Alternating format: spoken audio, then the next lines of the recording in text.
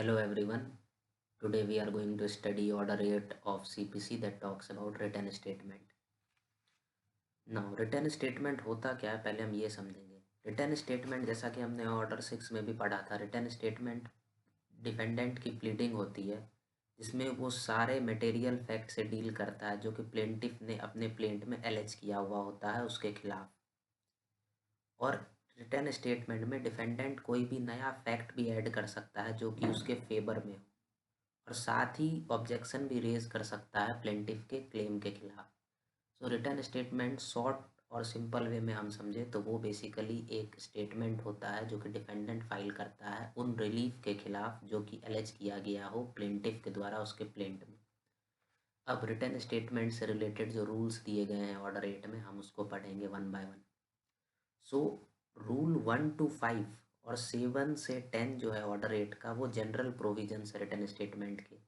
बाकी जो rule 6 counter claim और सेट ऑफ की बात करता है। सबसे पहले हम जनरल प्रोविजन क्या है रिटर्न स्टेटमेंट के वो पढ़ेंगे। सो रूल 1 बात करता है रिटर्न स्टेटमेंट। सो रूल 1 कहता है कि defendant shall within 30 days from the date of service of summons present written statement of his defence. Basically defendant को जो है जिस दिन उसको समन सर्व किया जाएगा कोर्ट के द्वारा उसके 30 दिन के अंदर उसको अपना एक रिटर्न स्टेटमेंट फाइल करना होगा कोर्ट में। प्रोवाइजो ये कहता है कि अगर डिफेंडेंट 30 दिन के अंदर फाइल नहीं कर पाता रिटर्न स्टेटमेंट तो उसको कोर्ट अलाउ कर सकती है कि आप किसी और दिन रिटर्न स्टेटमेंट फाइल कर सकते हो, लेकिन वो जो टाइम पीरियड है वो 90 दिन से ज़्यादा का नहीं होना चाहिए जिस दिन समन इशू किया गया हो उस दिन से।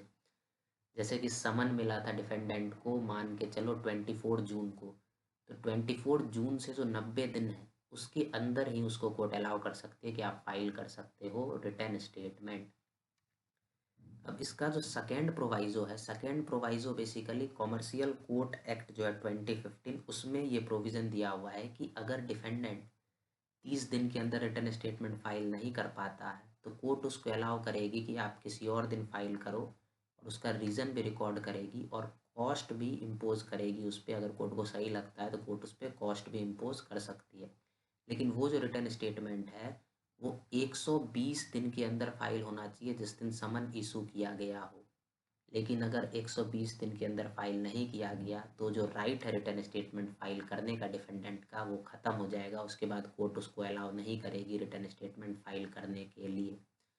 सो ये कहता है कि मान के चलो 24 जून को आपको समन सर्व हुआ, तो 24 जून के 30 दिन के अंदर अंदर आपने कोई भी रिटर्न स्टेटमेंट फाइल नहीं किया तो आपको कोर्ट अलाउ कर सकती है कि 24 जून से 120 दिन के अंदर अंदर आप किसी भी दिन रिटर्न स्टेटमेंट फाइल कर सकते हो। लेकिन 120 दिन के बाद कोर्ट आपको अलाउ नहीं करेगी रिटर्न स्टेटमेंट फाइल करने के लिए।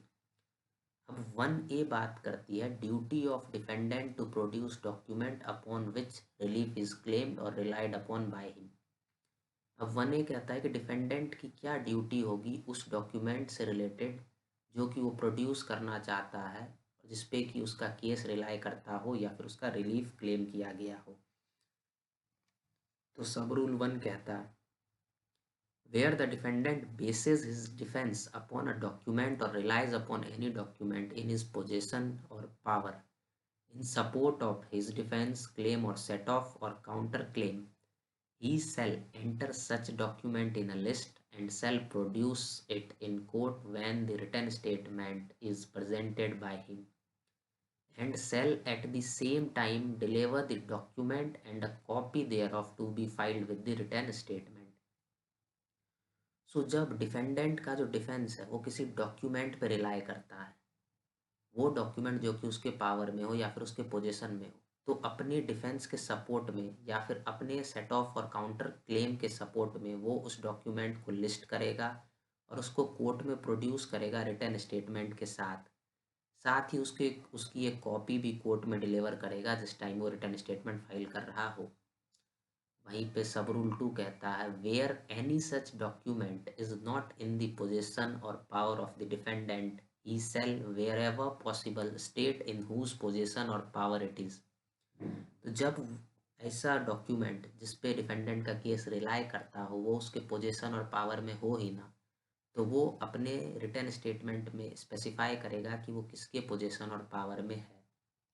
सब रूल 3 कहता है a document which ought to be produced in court by the defendant under this rule but is not so produced shall not without the leave of the court be received in evidence on his behalf at the hearing of the suit।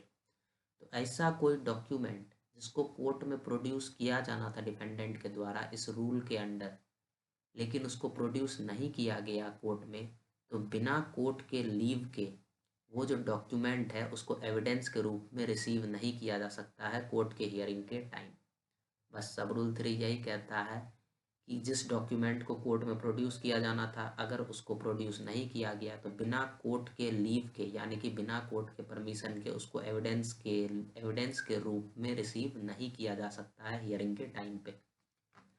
अब सब rule 4 कहता है कि इस rule का कुछ भी ऐसे किसी डॉक्यूमेंट पे अप्लाई नहीं होता है जिसको कि प्लेंटिफ के विटनेस के क्रॉस एग्जामिनेशन के लिए रखा गया हो, या फिर ऐसा कोई डॉक्यूमेंट जो कि विटनेस की मेमोरी को रिफ्रेश करने के लिए रखा गया हो, तो इन दोनों डॉक्यूमेंट पे इस रूल का कुछ भी अप्लाई नहीं होता है। अब सब रूल 2 बात करती है new facts must be specially pleaded. Rule 2 कहता है कि डिफेंडेंट जो है अपने प्लीडिंग्स के थ्रू रेज कर सकता है वो सारे मैटर्स जो कि ये दिखाता हो कि सूट मेंटेनेबल ही नहीं है कोर्ट में, जैसे कि कोर्ट का जुरिस्डिक्शन ना हो या फिर कोर्ट का पिक्यूनरी जुरिस्डिक्शन ना हो, उस सब्जेक्ट मैटर की जितनी वैल्यू है उतने के वैल्यू का सूट सुनने के लिए कोर्ट ऑथराइज ही ना हो, या फिर जो ट्रांजैक्शन है वो या तो वाइड हो या वाइडेबल हो लॉ के अकॉर्डिंग, और जो भी ग्राउंड्स हैं डिफेंस के अगर उसको रेज नहीं करा डिफेंडेंट ने तो सामने वाली पार्टी को वो सरप्राइज कर सकती है, और ऐसा कोई फैक्ट जो कि प्लेंट में रेज ना किया गया हो, जैसे कि फ्रॉड, लिमिटेशन से रिलेटेड, पेमेंट से रिलेटेड, परफॉर्मेंस से रिलेटेड, या फिर ऐसा कोई फैक्ट जो इलीगैलिटी दिखा रहा हो, उन सब को भी वो रेज कर सकती है। तो आपको मैं रूल 2 समराइज करके बता देता हूँ एक बारी कि डिफेंडेंट जो है अपनी प्लीडिंग्स के थ्रू वो सारे मैटर्स को रेज कर सकता है जो कि ये बताता हो कि सूट मेंटेनेबल ही नहीं है कोर्ट में, पहली बात। दूसरी बात, जो ट्रांजैक्शन स्पेसिफाई किया गया है प्लेंट में या तो वो वाइड है या वाइडेबल है लॉ के अकॉर्डिंग, और डिफेंडेंट ऐसा कोई भी ग्राउंड डिफेंस का रेज कर सकता है जो कि अगर उसने रेज नहीं करा तो सामने वाली पार्टी को वो सरप्राइज कर सकती है, और वो ऐसे इशू ऑफ फैक्ट को भी रेज कर सकता है जिसको कि प्लेंटिफ ने अपने प्लेंट में रेज ही नहीं करा, जैसे कि प्लेंटिफ ने कोई फ्रॉड किया हो या फिर कोई लिमिटेशन से रिलेटेड कोई भी अगर बात हो, कोई पेमेंट, परफॉर्मेंस, रिलीज, या फिर ऐसा कोई फैक्ट प्लेंटिफ ने अपने प्लेंट में डाला हो जो कि इलीगैलिटी शो कर रही हो, तो उससे रिलेटेड भी वो अपने रिटर्न स्टेटमेंट में प्लीडिंग स्पेसिफाई कर सकती है। अब सब रूल 3 बात करती है डिनायल टू बी स्पेसिफिक। तो ये सिंपली ये कहती है कि इतना सफिशिएंट नहीं होगा कि डिफेंडेंट ने अपने रिटर्न स्टेटमेंट में जनरली डिनाई कर दिया, जो भी एलिगेशन लगाए गए हैं प्लेंटिफ के द्वारा उन सबको जनरली डिनाई कर दिया। डिफेंडेंट को हर एलिगेशन के साथ स्पेसिफिकली डील करना होगा जिसका कि ट्रूथ वो एडमिट नहीं करता है, और जो डैमेज से रिलेटेड जो भी एलिगेशन है उसके लिए उसको स्पेसिफिक डिनाइल करने की ज़रूरत नहीं है। जैसे प्लेंटिफ ने अपने प्लेंट में 12 ग्राउंड्स स्पेसिफाई कर रहे हैं जिसपे कि वो क्लेम जिसके थ्रू वो क्लेम बेसिकली चाहता है सामने वाले पार्टी से, डिफेंडेंट से, तो जो डिफेंडेंट है उसको उन सारे ग्राउंड्स को वन बाय वन डील करना होगा और उसको कहना होगा कि इन सारे ग्राउंड्स में कोई भी सच्चाई नहीं है, सारे जो भी एलिगेशंस हैं उसको वन बाय वन डील करना होगा डिफेंडेंट को। अब 3 ये बात करती है कॉमर्शियल कोर्ट से रिलेटेड, जैसे कि अगर कोई भी मैटर है जो कि commercial division of high court या कॉमर्शियल कोर्ट में है तो उसमें डिफेंडेंट डिनाई कैसे करेगा। तो इसका सिंपल सब रूल 1 कहता है कि डिनायल उसी मैनर में होगा जो कि 2, 3, 4 और 5 में प्रोवाइड किया गया हो इस एक्ट में, जो कि हमने 2, 3 तो पढ़ ही लिया, 4, 5 पढ़ेंगे नीचे। दूसरी बात कहता है कि डिफेंडेंट अपने रिटर्न स्टेटमेंट में वो डिफेंडेंट अपने रिटर्न स्टेटमेंट में लिख सकता है वो सारे एलिगेशंस जो कि प्लेंट में लगाए गए हैं प्लेंटिफ के द्वारा, उन सब को वो लिख सकता है और कह सकता है कि ये सारे एलिगेशंस गलत हैं। और वो भी कह सकता है कि मैं इस एलिगेशंस के ट्रूथ को ना तो एडमिट कर सकता हूँ ना डिनाई कर सकता हूँ, क्योंकि ये सारे एलिगेशंस प्लेंटिफ को प्रूव करने होंगे। तो सब रूल टू यही कहता है कि डिफेंडेंट जो अपने रिटर्न स्टेटमेंट में जो भी प्लेंट के पार्टिकुलर्स में एलिगेशंस लगाए हैं प्लेंटिफ ने, उन सबको डिनाई कर सकता है। सीधी बात ये है। सब रूल 3 कहता है जब डिफेंडेंट किसी प्लेंट के किसी एलिगेशन को डिनाई करता है तो वो उसका रीज़न भी लिखेगा कि वो उसको क्यों डिनाई कर रहा है। और अगर वो अपना कोई वर्जन उस इवेंट से रिलेटेड कोर्ट के सामने लाना चाहता है तो वो वर्जन भी स्पेसिफाई कर सकता है अपने रिटर्न स्टेटमेंट में। सब रूल 4 कहता है अगर डिफेंडेंट को लगता है कि कोर्ट के पास जुरिस्डिक्शन ही नहीं है इस सूट को सुनने का, तो वो जो है उससे रिलेटेड भी एक स्टेटमेंट कोर्ट में प्रोड्यूस कर सकता है। सब रूल 5 कहता है अगर defendant dispute the plaintiff valuation of the suit, अगर डिफेंडेंट को लगता है जो प्लेंटिफ ने जो सूट का वैल्यूएशन अपने प्लेंट में स्पेसिफाई कर रखा है वो गलत है, तो उसके अकॉर्डिंग कितनी वैल्यूएशन की सूट, कितना वैल्यू होना चाहिए सूट का, वो स्पेसिफाई कर सकता है, उससे रिलेटेड एक स्टेटमेंट दे सकता है कोर्ट में। अब थ्री के 3A हो गया हमारा। अब हम पढ़ेंगे 4 बात करता है इवेसिव डिनाइल। इवेसिव का मतलब होता है नॉट क्लियर, जो भी चीज़ साफ ना हो, स्पष्ट ना हो। सो रूल 4 कहता है कि where a defendant denies an allegation of fact in the plaint, he must not do so evasively but answer the point of substance। कहता है जब भी डिफेंडेंट किसी भी जो भी प्लेंट में जो एलिगेशन लगाए गए उसको डिनाई करता है तो उसको इवेसिवली उसको नहीं करना, जैसे कि ऐसे डिनाई नहीं करना है कि समझ ही नहीं आ रहा कि डिनाई किया या एक्सेप्ट किया है। जो भी पॉइंट ऑफ सब्सटेंस है उसका आंसर उसको करना होगा, जैसे कि पहला पॉइंट जो है उसका आंसर, दूसरा पॉइंट जो उसका आंसर, मतलब पॉइंट टू पॉइंट आंसर करना होगा सारे एलिगेशन का, ऐसे कि ये क्लियर हो सके हाँ कि डिफेंडेंट पूरी तरह से डिनाई कर रहा है इन बातों को जो कि एलेज किया गया है प्लेंट में।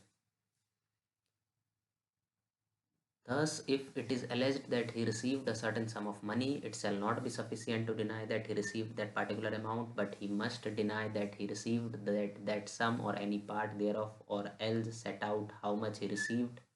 And if an allegation is made with diverse circumstances, it shall not be sufficient to deny it along with those circumstances. So, जैसे कि 4 में एक एग्जाम्पल भी दे रखा है इसी रूल में, जैसे कहता है कि अगर अगर कोई भी मान के चलो उस डिफेंडेंट पे ऐसा एलिगेशन है कि उसने कुछ सम ऑफ मनी ले रखा है प्लेंटिफ से, तो इतना सफिशिएंट नहीं होगा कि डिफेंडेंट ने डिनाई कर दिया नहीं इतने पैसे नहीं लिए मैंने। उसको ये डिनाई करना होगा कि मैंने एक भी रुपए रिसीव नहीं करे हैं, अगर रिसीव किया है तो कितना पार्ट रिसीव किया है, और जितना पार्ट रिसीव किया है वो उस पार्ट को उसको स्पेसिफाई करना होगा। लेकिन अगर जो एलिगेशन है जो कि डिफेंडेंट के खिलाफ लगाए गए हैं वो बहुत सारे सरकमस्टांस के अकॉर्डिंग लगाए गए हैं, तो इतना सफिशिएंट नहीं होगा कि सिर्फ उन सरकमस्टांस के अकॉर्डिंग उसको डिनाई कर दिया जाए, उससे रिलेटेड उसको एविडेंस देना होगा, और भी चीज़ें डॉक्यूमेंट्स प्रोड्यूस करनी होगी कोर्ट में, और भी चीज़ें जो नेसेसरी हैं उसके, जो कि नेसेसरी है कि उसके द्वारा प्रोड्यूस किया जाए डिनाई करने के लिए उस एलिगेशन को। अब रूल 5 कहता है स्पेसिफिक डिनाइल। तो स्पेसिफिक डिनाइल में बेसिकली सब रूल 1 कहता है कि every allegation of fact in the plaint, जो भी एलिगेशंस लगाए गए हैं प्लेंट में, अगर उसको स्पेसिफिकली डिनाई नहीं किया गया या नेसेसरी इम्प्लीकेशंस के थ्रू डिनाई नहीं किया गया, या फिर उसको जो प्लीडिंग है डिफेंडेंट की उसमें ये नहीं बताया गया कि हम इसको एडमिट नहीं करते, तो ये मान लिया जाएगा कोर्ट के द्वारा कि जो डिफेंडेंट है वो सारे एलिगेशंस को एडमिट करता है जिसको उसने अपने रिटर्न स्टेटमेंट में डिनाई ना किया हो, या फिर स्पेसिफिकली और नेसेसरी इम्प्लीकेशंस के थ्रू डिनाई ना किया गया हो। सिर्फ उस पर्सन को छोड़ करके, जो पर्सन डिजेबिलिटी के अंदर हो, उस पर्सन को छोड़ करके ये रूल बाकी सारे पर्सन पे अप्लाई होता है। इसका प्रोवाइजो कहता है कि कोर्ट के पास ये डिस्क्रिशन है कि वो कह सकती है कि कोई भी फैक्ट जिसको कि कोर्ट ने एडमिटेड माना है उसको प्रूव किया जाए एडमिशंस के थ्रू, और इसका जो फर्दर प्रोवाइजो वो बात करता है, जो हमने 3A में पढ़ा, जो कमर्शियल कोड से रिलेटेड है, उसमें भी यही सब रूल 1 अप्लाई होगा। बस यही बात इसका जो प्रोवाइडेड फर्दर दे रखा है, that every allegation of fact in the plaintiff not denied in the manner provided under rule 3A of this order shall be taken to be admitted except as against a person under disability। तो वही कह रहा है कि जो 3A के under भी जो डिनाइल करेगा, अगर वो डिनाइल स्पेसिफिक नहीं हो तो उसको अगर एडमिट मान लेती है कोर्ट, तो वो सबके खिलाफ एडमिट होगा, सिर्फ उस पर्सन को छोड़ करके जो कि डिजेबिलिटी के अंडर हो। अब सब रूल 2 कहता है कि जब डिफेंडेंट ने प्लीडिंग ही फाइल नहीं करी अपनी, तो कोर्ट जजमेंट प्रोनाउंस करेगी उन फैक्ट्स के बेसिस पे जो कि प्लेंटिफ के प्लेंट में कंटेन की हुई है, सिर्फ उस पर्सन को छोड़ करके जो कि डिजेबिलिटी के अंडर। अगर किसी डिफेंडेंट ने रिटर्न स्टेटमेंट फाइल नहीं करी तो कोर्ट जो है जजमेंट प्रोनाउंस कर देगी उसी फैक्ट पे जो कि प्लेंट में मेंशन किया गया हो प्लेंटिफ के द्वारा। लेकिन अगर कोई पर्सन डिजेबिलिटी के अंडर है तो कोर्ट उस केस में जजमेंट पास नहीं कर सकती है। और कोर्ट के पास यहाँ भी ये डिस्क्रिशन है कि कोर्ट कह सकती है कि कोई भी फैक्ट जो प्लेंट में भी मेंशन है उसको प्रूव किया जाए।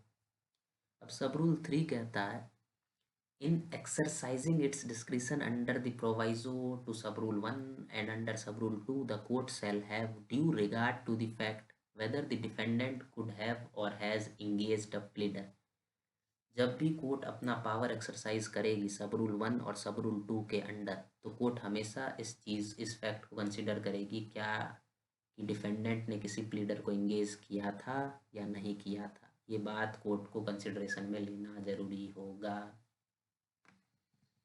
अब सब रूल 4 कहता है, जब जजमेंट प्रोनाउंस हो जाएगा रूल 5 के अकॉर्डिंग कोर्ट के द्वारा, तो उसके साथ एक डिक्री भी ड्रॉन अप होगी और डिक्री में उसी वो जजमेंट का डेट होगा जिस दिन जजमेंट प्रोनाउंस किया गया हो।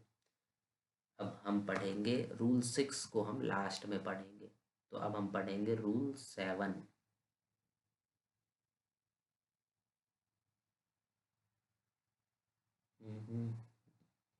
हाँ, तो रूल 7 बात करता है डिफेंस और set of founded upon separate grounds.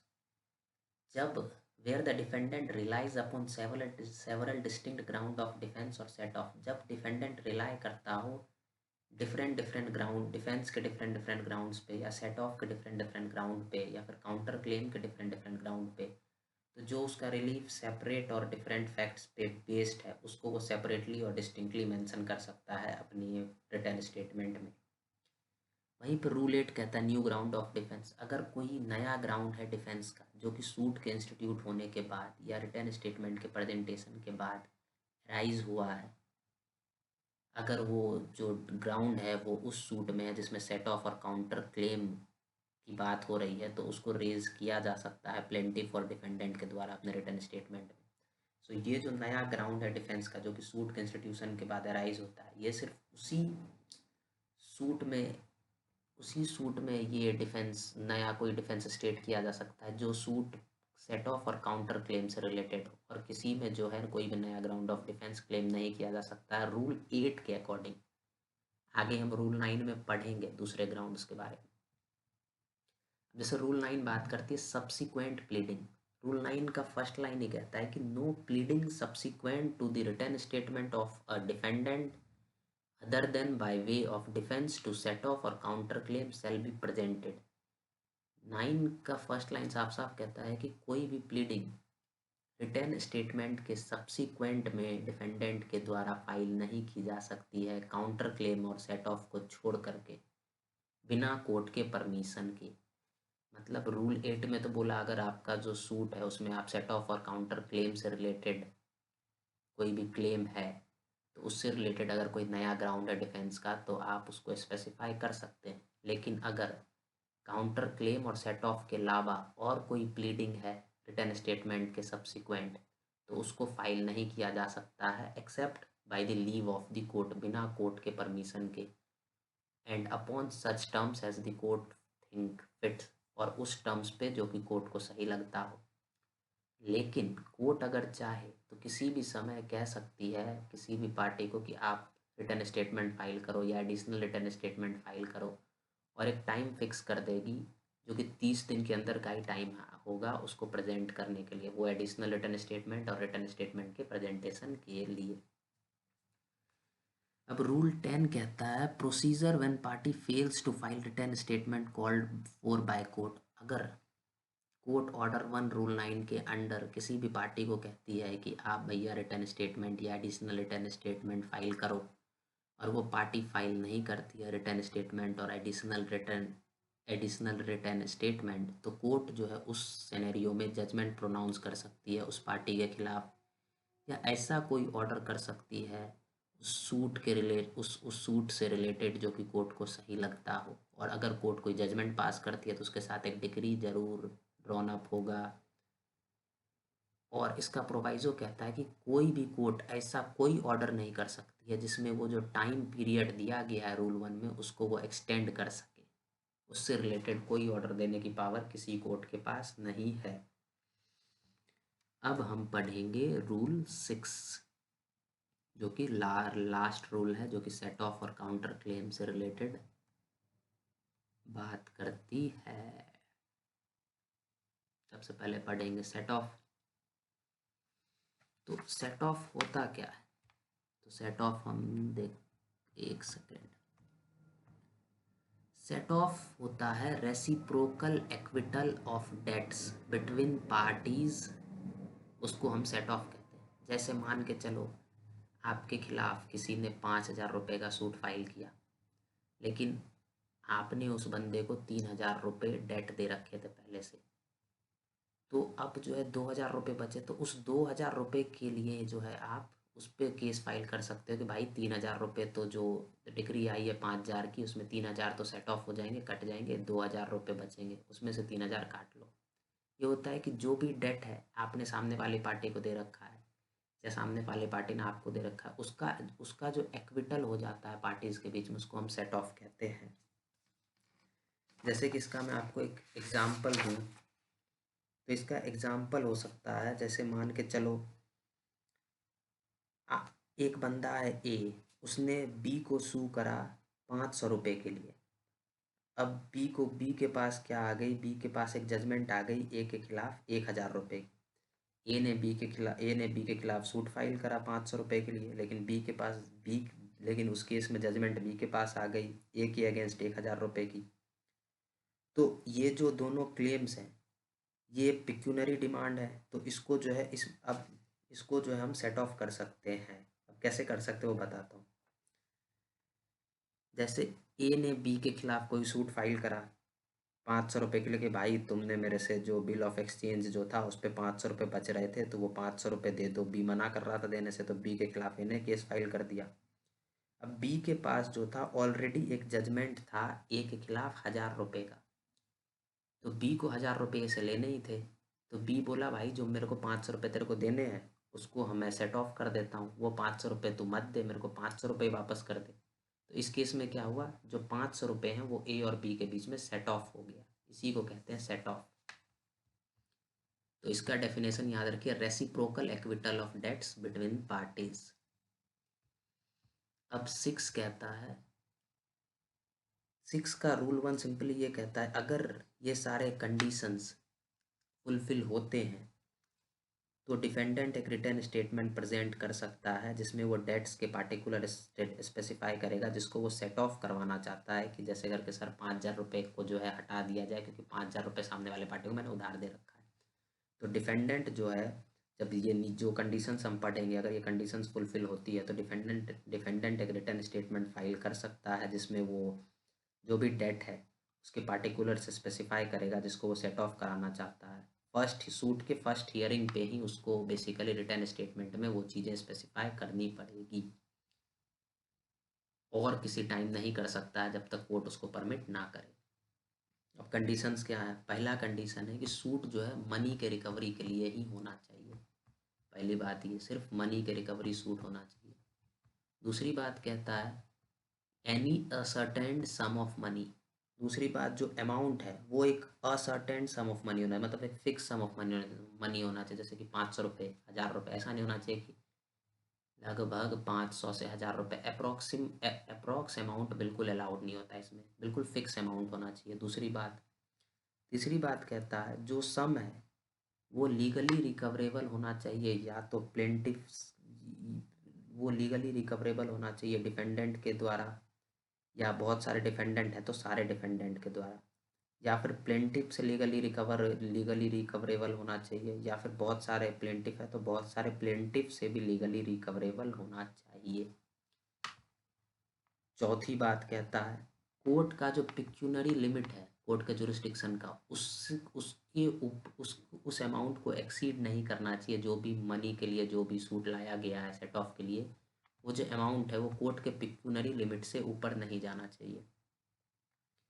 और इसमें लास्ट बात बोली गई है कि दोनों जो पार्टीज हैं वो सेम कैरेक्टर में होने चाहिए। मतलब कि जैसे मान के चलो मेरी कंपनी है XYZ बैंक, मैं उसका मैनेजर हूँ, मैंने एज अ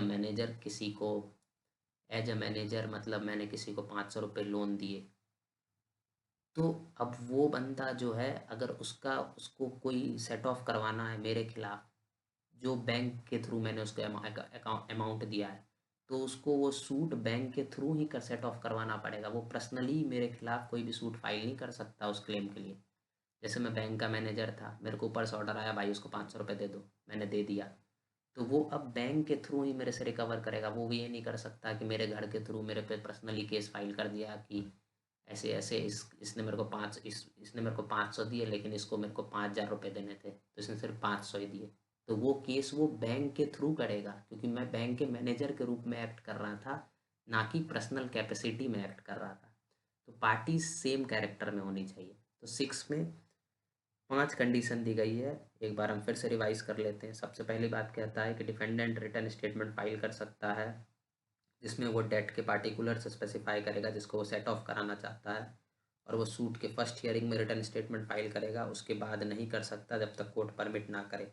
अब सूट मनी के रिकवरी के लिए होना चाहिए, सम ऑफ मनी फिक्स होना चाहिए। दूसरी बात, तीसरी बात जो सम है वो लीगली रिकवरेबल होना चाहिए प्लेंटिफ के द्वारा, और अगर मल्टीपल प्लेंटिफ है तो मल्टीपल प्लेंटिफ्स के द्वारा भी रिकवरेबल होना चाहिए।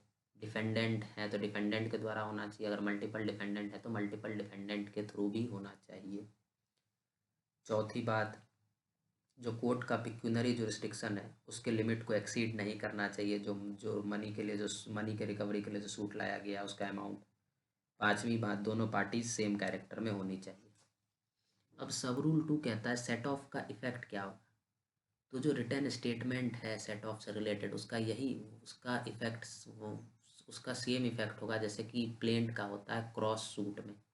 अब आप सोचोगे क्रॉस सूट क्या होता है, तो क्रॉस सूट एक क्लेम होता है जो कि डिफेंडेंट के द्वारा लाया जाता है प्लेंटिफ के खिलाफ।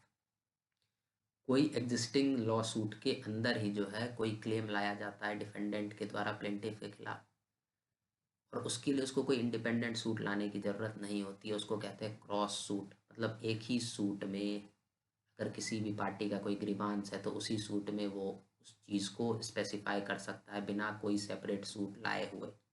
इससे क्या होता है, केस का टाइम बचता है, पार्टीज़ का टाइम बचता है, कॉस्ट बचता है, काफ़ी फ़ायदे होते हैं इससे। तो इसका यही इफेक्ट होगा जो कि प्लेंट का होता है क्रॉस सूट में।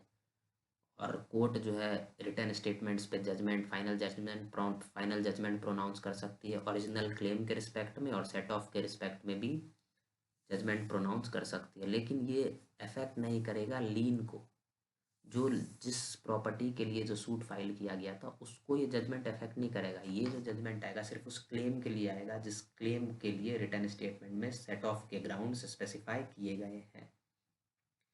अब सब रूल 3 कहता है रूल जो रिटर्न स्टेटमेंट से रिलेटेड जो रूल्स हैं वही अप्लाई होंगे सेट ऑफ के किसी क्लेम के रिप्लाई में।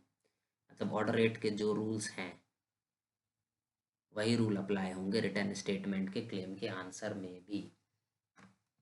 अब हम पढ़ेंगे काउंटर क्लेम।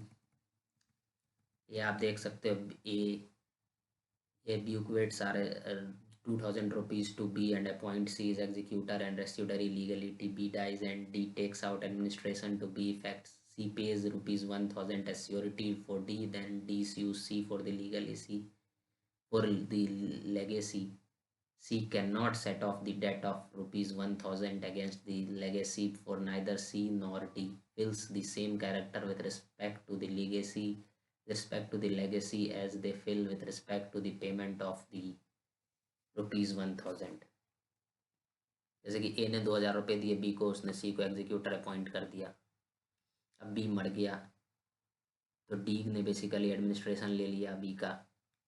अब सी ने 1,000 रुपये सियोरिटी के रूप में डी को दिए, तो डी ने सी को सू कर दिया, लेकिन सी से सेट ऑफ कराया नहीं जा सकता, ना ही डी से, क्योंकि वो दोनों सेम कैरेक्टर में है ही नहीं।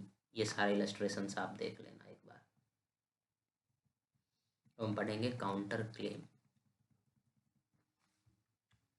इलस्ट्रेशंस का ऐसा सीन है कि आप उसको देख करके एक तरह से माइंड में बैठा लो, क्योंकि ये सीधा सवाल पेपर में भी आ जाता है, इलस्ट्रेशंस उठ के पेपर में आ जाता है। सिर्फ आपको ए की जगह एच आ जाएगा, बी की जगह एल आ जाएगा, बाकी ये सारा फैक्ट सेम रहेगा, और इसका जो लास्ट लाइन है वही इसका आंसर है।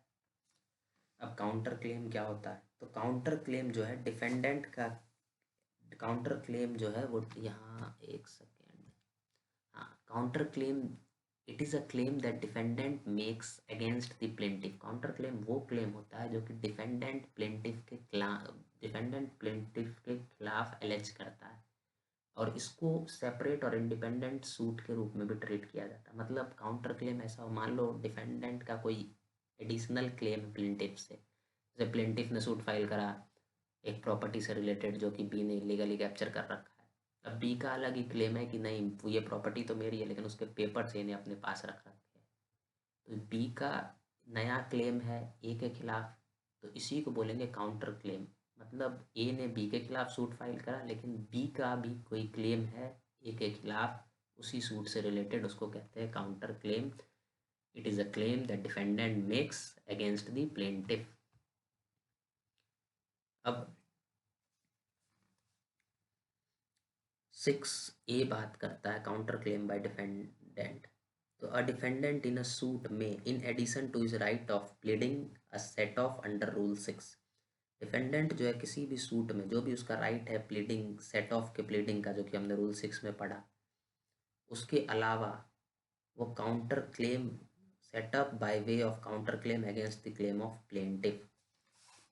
तो डिफेंडेंट जो है, जो उसका राइट है सेट ऑफ से रिलेटेड, जो कि हमने रूल 6 में पढ़ा, उसके अलावा वो जो है काउंटर क्लेम भी जो है फाइल कर सकता है प्लेंटिफ के क्लेम के खिलाफ, उस राइट के लिए या फिर उस क्लेम के लिए जो कि अराइज हो रहा हो किसी भी कॉज ऑफ एक्शन से प्लेंटिफ के खिलाफ। तो 6A का सब रूल 1 यही कहता है कि डिफेंडेंट जो है किसी भी सूट में जो भी उसका राइट है सेट ऑफ से रिलेटेड प्लीडिंग करने का रूल 6 में, उसके अलावा वो चाहे तो काउंटर क्लेम भी वो स्पेसिफाई कर सकता है प्लेंटिफ के क्लेम्स के खिलाफ, जो कि अराइज हो रहा हो किसी भी राइट और क्लेम के रिस्पेक्ट में, किसी भी राइट और क्लेम से रिलेटेड जो कि उसके कॉज ऑफ एक्शन के रिस्पेक्ट में हो रहा हो। और वो कब कर सकता है काउंटर क्लेम फाइल? बिफोर और after the filing of the suit, but before the defendant has delivered his defence. या तो सूट फाइल करने से पहले या सूट फाइल होने के बाद, लेकिन जब तक डिफेंडेंट ने अपना डिफेंस ना दिया हो उससे पहले वो कभी भी कर सकता है काउंटर क्लेम फाइल। या फिर जो टाइम लिमिटेड किया गया है डिफेंडेंट के द्वारा उसके डिफेंस को देने का, वो टाइम एक्सपायर होने से पहले। मतलब जैसे जो टाइम पीरियड फिक्स किया गया है डिफेंस देने का डिफेंडेंट के द्वारा, उस टाइम पीरियड के एक्सपायर होने से पहले कभी भी वो काउंटर क्लेम स्पेसिफाई कर सकता है।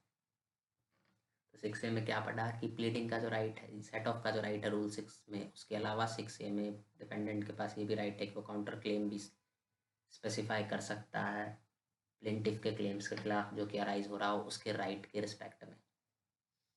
अब इसका प्रोवाइजो कहता है कि काउंटर क्लेम जो भी है वो कोर्ट के पिक्यूनरी लिमिट्स, जो है कोर्ट के जुरिस्डिक्शन का जो पिक्यूनरी लिमिट है उसको एक्सीड नहीं करना चाहिए। अब सब रूल 2 कहता है इसका काउंटर क्लेम का वही इफेक्ट होगा जो कि क्रॉस सूट में इफेक्ट होता है। इसमें भी जो है कोर्ट के पास पावर है कि वो जजमेंट पास कर सकती है क्लेम, ओरिजिनल क्लेम पे भी और काउंटर क्लेम पे भी।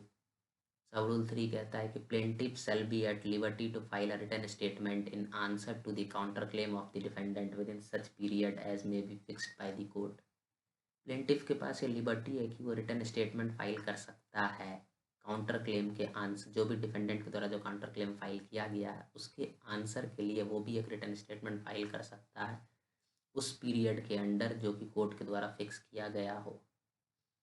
सब रूल 4 कहता है कि काउंटर क्लेम को प्लेंट के तरह ही ट्रीट किया जाएगा और वो जो काउंटर क्लेम है वो प्लेंट के रूल्स के अकॉर्डिंग ही गवर्न होगा। 6B कहता है कि counter claim to be stated where any defendant seeks to rely upon any grounds as supporting a right of counterclaim, he shall in his written statement state specifically that he does so by way of counterclaim। जब कोई भी defendant अपने जो return statement का कोई भी ground है उस ग्राउंड के सपोर्ट में वो स्पेसिफाई करता है कि उसके पास काउंटर क्लेम का राइट है, तो वो उस चीज़ को अपने रिटर्न स्टेटमेंट में उस ग्राउंड को अपने रिटर्न स्टेटमेंट में स्पेसिफाई करेगा। जैसे कि कोई डिफेंडेंट का ऐसा कोई ग्राउंड है जो कि उसके काउंटर क्लेम के सपोर्ट में हो, तो वो उस चीज़ को अपने रिटर्न स्टेटमेंट में स्पेसिफिकली स्पेसिफाई करेगा कि उसको जो ये ग्राउंड है उसको काउंटर क्लेम के थ्रू ही जाना है।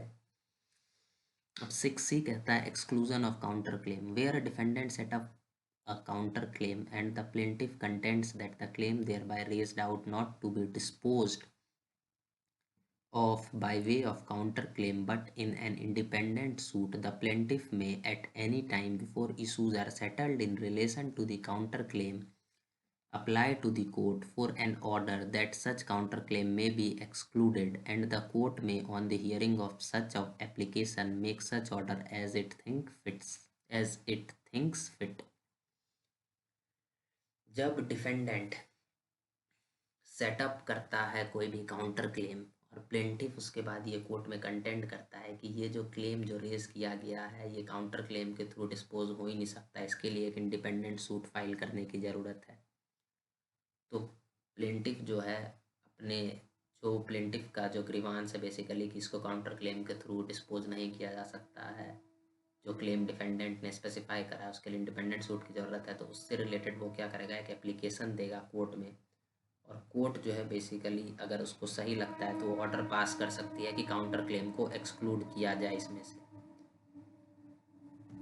बस 6D बात करता है इफेक्ट ऑफ डिसकंटिन्यूएंस ऑफ सूट। अगर किसी भी केस में डिफेंडेंट ने काउंटर क्लेम सेटअप करा है और जो सूट जो है प्लेंटिफ का वो स्टे हो गया, डिसकंटिन्यू हो गया या फिर डिसमिस हो गया, तो भी काउंटर क्लेम तो प्रोसीड करेगा उस सूट में। इससे कोई फ़र्क नहीं पड़ता कि सूट स्टे हो गया हो, डिसकंटिन्यू हो गया हो, डिसमिस हो गया हो, अगर काउंटर क्लेम सेटअप किया गया है तो वो प्रोसीड करेगा। अब 6E बात करती है default of plaintiff to reply to counter claim. ये कहता है कि अगर प्लेंटिफ रिप्लाई नहीं करता है काउंटर क्लेम का या फिर डिफ़ॉल्ट करता है काउंटर क्लेम का रिप्लाई फाइल करने में, तो कोर्ट जजमेंट प्रोनाउंस कर सकती है प्लेंटिफ के खिलाफ उस काउंटर क्लेम से रिलेटेड, या फिर कोई और ऑर्डर भी पास कर सकती है उस काउंटर क्लेम के रिलेटेड जो कि कोर्ट को सही लगता हो।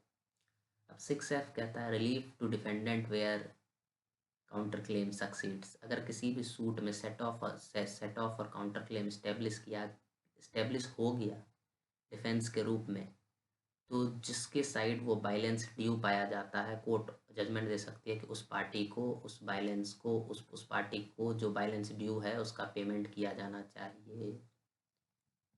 अब 6G बात करती है rules relating to written statement to apply. जो रूल्स हैं रिटर्न स्टेटमेंट के जो कि डिफेंडेंट पे अप्लाई होते हैं, वही रिटर्न स्टेटमेंट जो काउंटर क्लेम के आंसर में फाइल किया जाएगा उस पर अप्लाई होंगे। मतलब ऑर्डर 8 ही काउंटर क्लेम के रिप्लाई पे भी अप्लाई होगा, साथ ही साथ डिफेंडेंट पे तो होता ही है। इसी के साथ हमारा ऑर्डर 8 ख़त्म होता है। अगले वीडियो में हम पढ़ेंगे ऑर्डर 9। तब तक के लिए थैंक यू। अगर आपका कोई डाउट हो तो आप कमेंट सेक्शन में उसको मेंशन कर सकते हैं। मिलते हैं नेक्स्ट लेक्चर में। Bye bye.